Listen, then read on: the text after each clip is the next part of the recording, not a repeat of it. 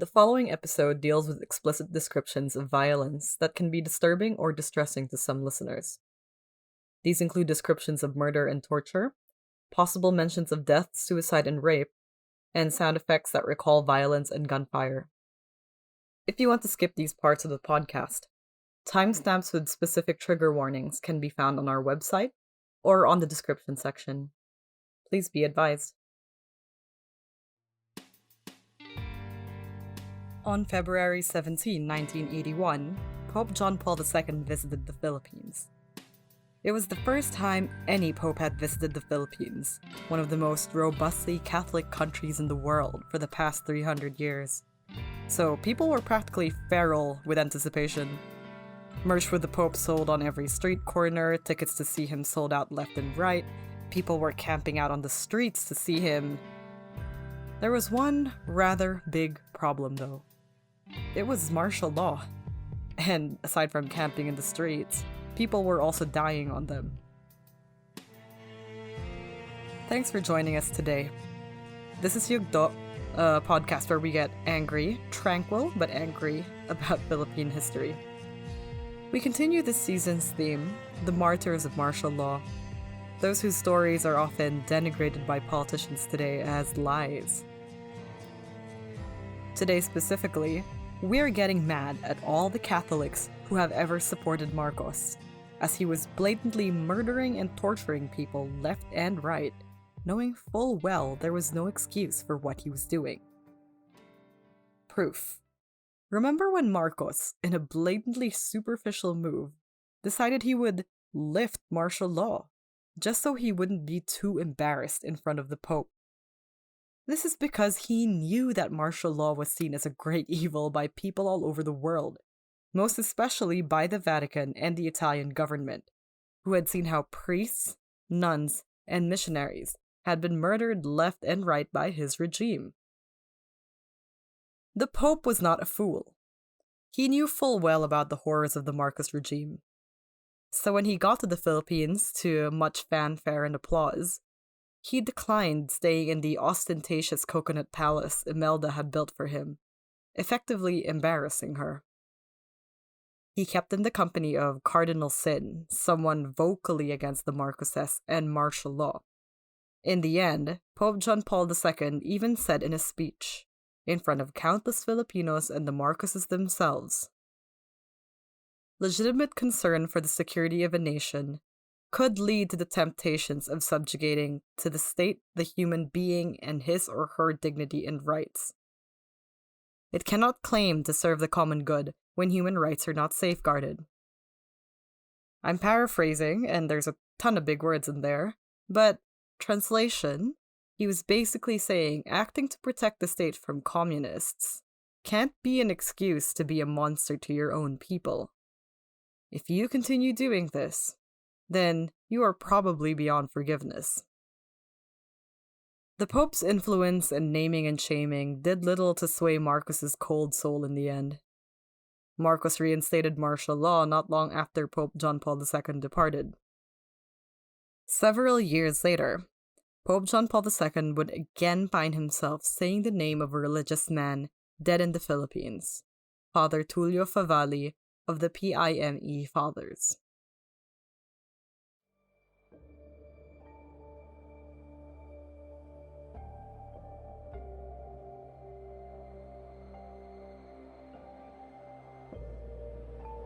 It is 1946, and a future martyr is born.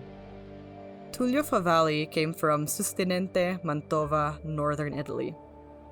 He was an Italian priest. Like many before him and many more after him, he was quite apprehensive about his calling. He actually left the seminary and worked in the military and as a welder for a little while, since he was so conflicted about the rightness of his vocation. However, eventually his experiences in training and his fellow workers convincing him that there was a need for there to fight injustice and provide aid from within the church appealed to his sense of Catholic belief. Thus, he became a priest for real, and with a special missionary vocation, as part of the Pontifical Institute for the Foreign Missions, or PIME or Pyme. Tulio Favali ended up in the Philippines, a place where workers' rights were being grossly overlooked due to Marcos's cronyism. Retrospectively, Father Mariani, his friend who helped train him and who encouraged him to go where he was needed most, recalled, "Without knowing it, I sent him to his martyrdom."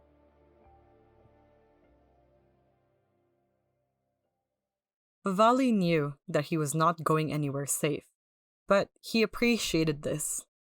He knew that missionaries are not meant to go to places that are safe after all. He knows the life of the missionary is supposed to be hard, challenging. Favali knows that the Philippines is experiencing martial law, and that's bad enough. But he also knows that he is going to the most tumultuous region of the Philippines, the southern island, Mindanao, where feudal politics and different religions and fights were still very much the norm. Even Tulunan, the specific region he was going to, didn't have a good reputation. It was not a peaceful place. 1972 saw dispute over lands escalating to violent proportions all across the region, intensified by religious and political contexts. Over the period of martial law, a gang called the Ilaga, under the ownership of the Manero brothers, only made things worse in Tulunan. Originally, they claimed that their forces were necessary to defend Catholics against Muslims, or regular people against the communist threat. All sounded well and good. But then soon they began to not just defend, but outright murder and torture the people that they were against. Things only became worse when the Ilagas officially affiliated themselves with the civil forces of the Marcos regime. They had implicit support in a lack of arrests over their violent ways, and they saw explicit support in the form of more men joining them and in the provision of weapons and guns. Then, the Ilaga went on to exert more control. They terrorized the people that they were supposed to be protecting. The threat hung over everyone's heads. Anybody could be called a communist and dragged out and shot in broad daylight. Because of this, no one could mess with the Ilaga or the Manero brothers. They were free to drink and destroy as they pleased. Not government-sanctioned violence, maybe. There was nothing on paper saying they could do what they wanted. But definitely government condoned and government excused. Even more so because the violence that they wreaked was convenient to the various agendas of the Marcos regime and the cronies that worked under it. It was in this time and in this place that Favali lived out his missionary life. He stayed in the diocese with another missionary, Father Geremia. In their tiny church in this area of mixed religions, they administered mass, helped the local farmers, helped heal the physical and psychological wounds of those who had fallen on the Manero's bad side. Story goes that Father Favali kept a photograph of two soldiers standing over a dead body at his bedside. Kind of grim. We could only speculate why. Perhaps to remind him of the violence going on right outside his door? Did he know perhaps that one day he would end up just like the fallen figure in his photo?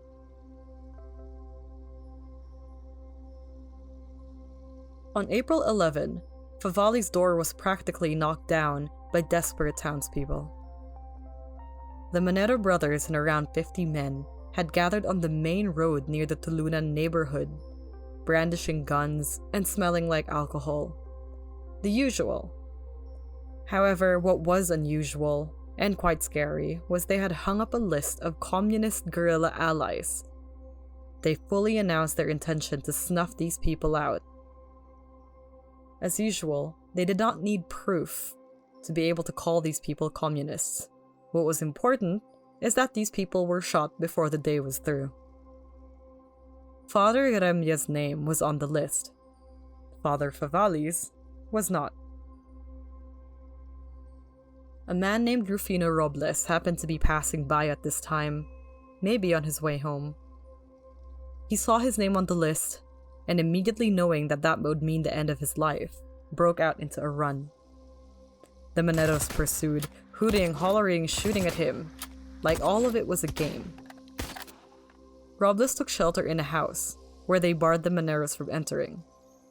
The Maneros didn't mind. They were having the time of their lives. They were shooting at the air, making jokes and threats, swigging more alcohol, and waiting for their victims to come out. So someone from the town ran to Favali to get help. They pleaded for him to intervene. Favali might have been intimidated. The Maneros were men who would shoot at will, and he was just a missionary, a priest from Italy who barely had control of the local language and who had no martial abilities. But Favali had a calling. He had a vocation. He knew what he had to do. Like some kind of movie character, he hopped onto his motorcycle and rushed the scene.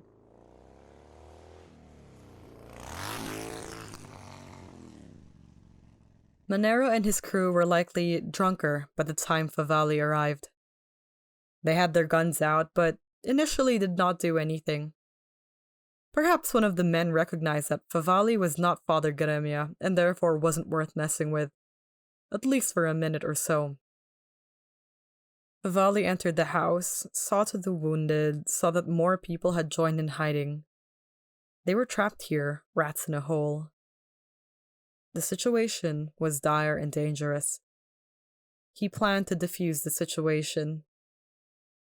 But outside, you can imagine it was not about defusing. Rather the opposite. Fed up with the situation, the men decided that one priest was as good as the other. The men poured gasoline over Favali's motorcycle, lit a match, and set fire to it.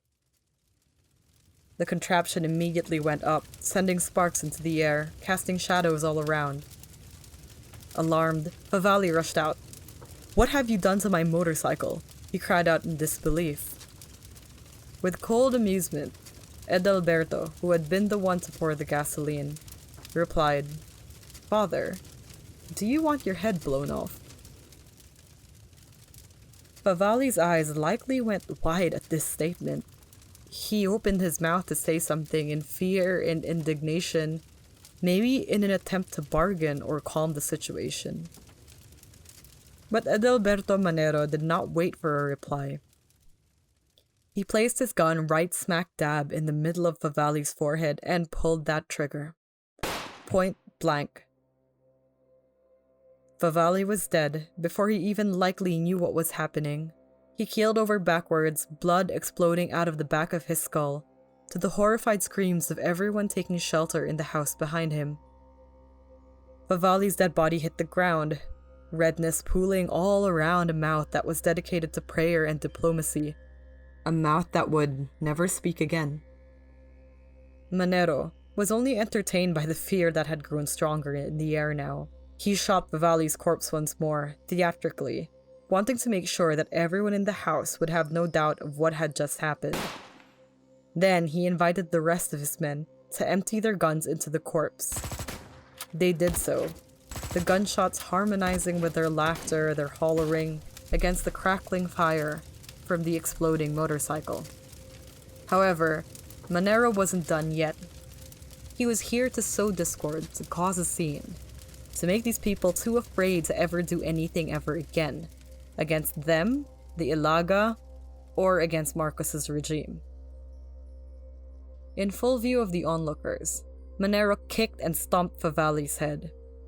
He crushed Favali's skull under his feet, reducing it to nothing but pulp. Then he took his boots to the rest of Favali's body, kicking it, stomping on it, jumping on it as it yielded no resistance. Bones that no longer had any use cracked under Manero's weight. Onlookers who had experienced nothing but kindness by Favali were frozen in horror. Manero's man laughed and laughed. Maybe in a fit of drunkenness, maybe just to further the fear they had instilled so successfully. It is rumored that Manero and maybe his men even scooped up some of Favali's brains and gobbled them up. Favali was not some nobody that the Marcos regime could just spirit away with no consequence. His death and the brutal circumstance reached not just the ears of the countless students and families in Manila who hated Marcos already. No, the story reached across the sea to Favali's home country and the home base of his missionary movement. From there, the story reached the entire world. By killing this missionary, the entire world began to look in earnest at the Philippines, and they were disgusted by what they saw. A dictator who encouraged extrajudicial killings by military men, who actively encouraged violence in the streets, and who hand-waved death and torture by saying it was necessary against communist threats. A wife who had ridiculous amounts of cash she was dropping on shopping trips abroad when the rest of the country was drowning in an economic crisis. The Marcos government worked against the clock to spin the story. They tried claiming Favali was subversive and working against the government, an excuse they used often to arrest, like with Ninoy Aquino himself. They printed blatant falsehoods, saying that Favali was a member of the NPA, the communists, and that the communists themselves were the ones who killed Favali for not abiding by their code. Father Mariani, Favali's mentor who had encouraged him to go to the Philippines, worked hard to make sure that the local news was not winning the propaganda war. He worked with Cardinal Jaime Sin of Manila. They celebrated a solemn mass of suffrage for Father Favali in front of hundreds of priests, religious, and lay people. In his homily, Cardinal Sin made it clear that the Marcos regime must be condemned.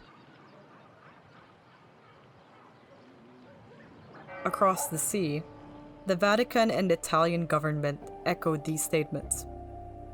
Pope John Paul II himself, during a general audience at the Vatican, described Favali as having dedicated his life to the most needy and suffering in distant lands.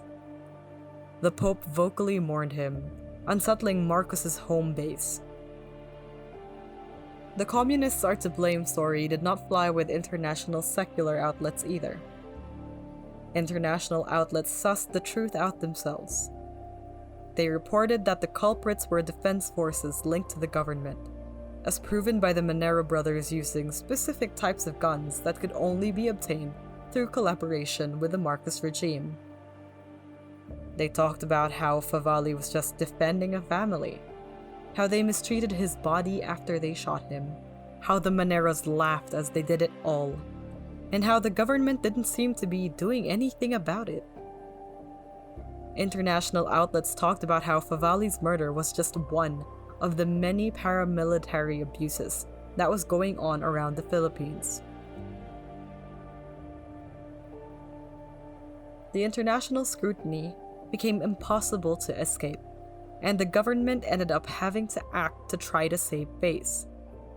Instead of fading into the background as many gunmen and murderers, including Arturo Castillo, did, the Manero brothers were arrested. However, never let it be said that Marcos and his cronies don't treat their men well. The Maneros were apparently still seen in public every so often, even if they were supposedly in jail. This lines up. After all, they weren't arrested because what they did was seen as wrong by the government. They were only there because the Marcoses were getting embarrassed.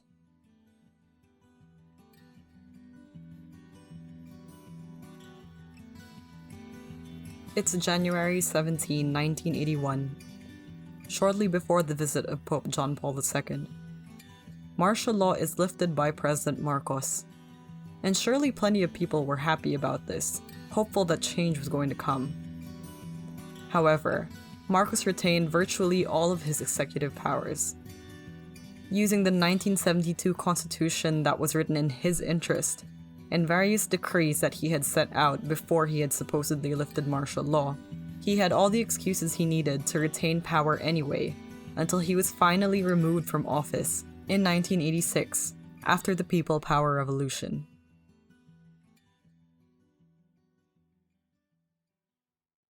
When Cardinal Sin was lamenting with Father Mariani after Favali's death, He said, "It seems like priests and especially missionaries were always in trouble in the Philippines." The only thing Father Mariani could say in reply was that maybe it was because they were always on the side of the poor.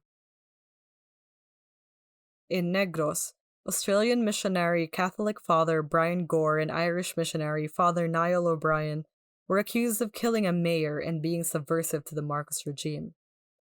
They were arrested along with 7 others and were stuck in jail without a hearing for many, many months. Father Nilo Valerio supported the people of Abra fighting for their ancestral land, kind of like Makliing in the Cordillera region, except Father Nilo was just a priest. Marcos said a crony of his could have the land for his development. So the solution? Father Nilo was tortured and beheaded, his head placed on a spike and paraded across different towns. Father Zacharias Agatep condemned the monopolies of Marcos's cronies in various industries.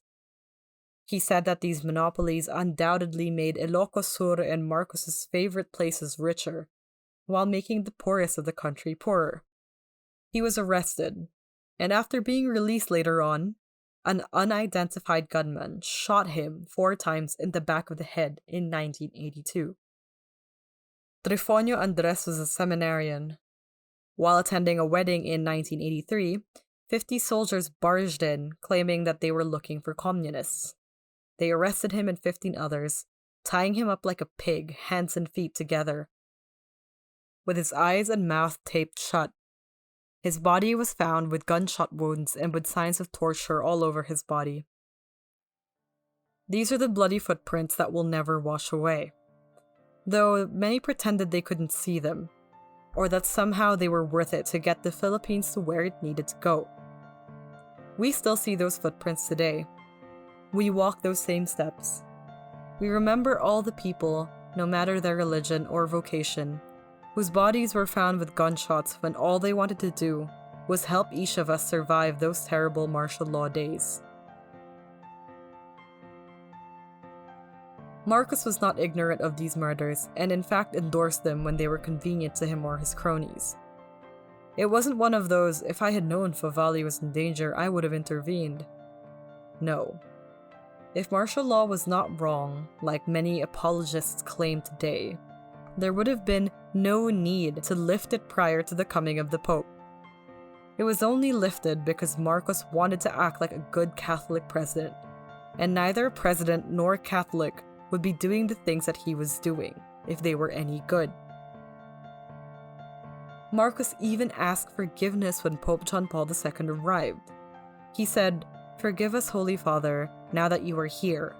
We resolve we shall wipe out all conflicts and set up a society that is harmonious to attain the ends of God." We do the same now. We are committed to creating a society that is harmonious as much as possible and that is free from dictatorship.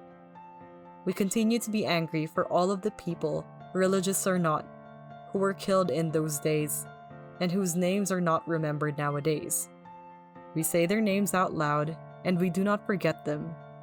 We fight to keep this from happening again.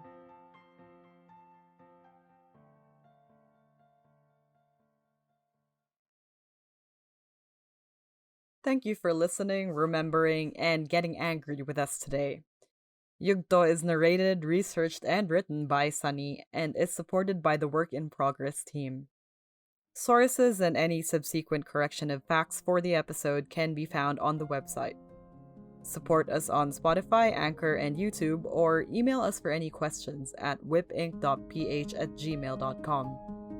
Finally, help us get these stories out there by sharing us on Twitter, Instagram, Facebook, or any social media.